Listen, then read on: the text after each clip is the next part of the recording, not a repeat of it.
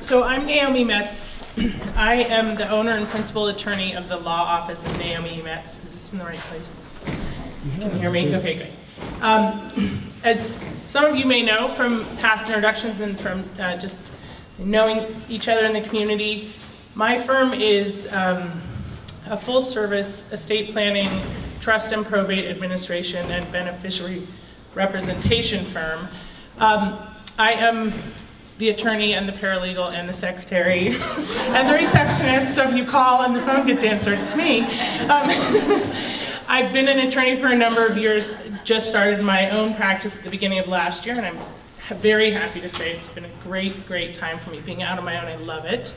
I focus a lot of my practice on working with the lesbian, gay, bisexual, and transgender community, and since 5 minutes isn't nearly enough to tell you about estate planning and why I think everybody and all of your family and all of your friends and all of your clients should have estate plans in order. I did make some handouts that are on the table if you want to take them.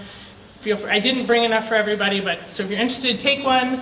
And that they talk a little bit about the documents that are incorporated into a well-designed, comprehensive estate plan, and my contact information is on the bottom of those sheets. I'm happy to talk with any of you. If you have any questions, please feel free to give me a call.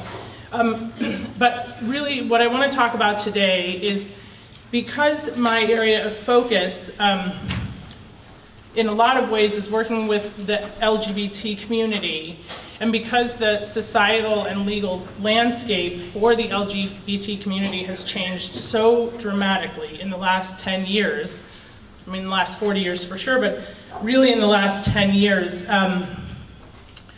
one of the things that I found about my practice, it's a really important component of my practice, is to be an advocate by doing education about the way that the laws have changed, what that means, how that affects our clients.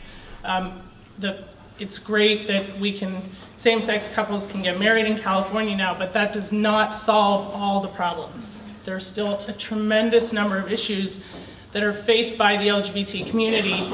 And so sometimes I do these presentations for community groups, for people in the LGBT community who are interested in this, in the way the laws have changed for them. But also, one of the things that I like to do is to talk with other professionals who are working with LGBT individuals and couples to make sure that you understand what the rules are now. Because if it's not your area of focus, it's really hard to keep up with what's changed.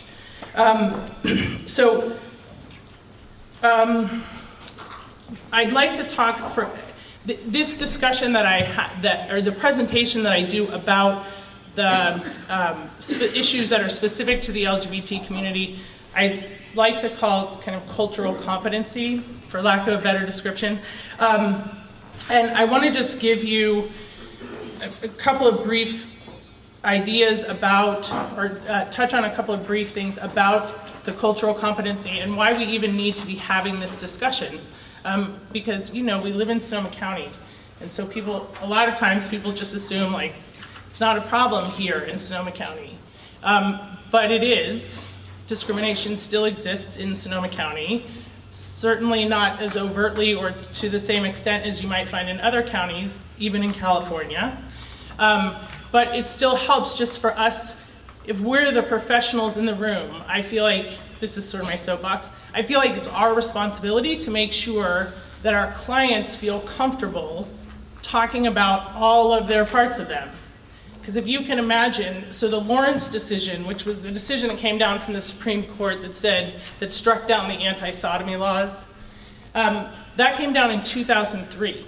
So that means that before 11 years ago, it was illegal to be a practicing homosexual in many of the states in this country. And so it really is still incumbent upon us to make sure that, especially for working with elders, if you have someone in your office who's 70 years old, that means for 60 years of their life, it was illegal to be who they were.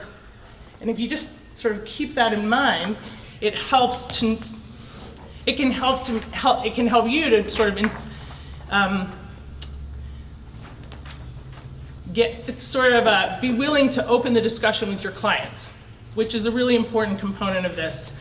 And I know I'm 1 minute, but I just want to, one of the things that comes up and that's pertinent to this group is that there really is and continues to be a tremendous amount of discrimination in healthcare and in assisted living and long-term care facilities against lesbian, gay, bisexual, and specifically transgender people. So I can talk about this for a long time. So if any of you are interested in having me come and talk to your staff or to your, at your assisted living facilities, I'm happy to come and share my time to do that. I don't charge to do it. I think this is part of my job as an advocate. So please feel free to get in touch with me and set something up, and I can talk for as long as you need me to. Thank you.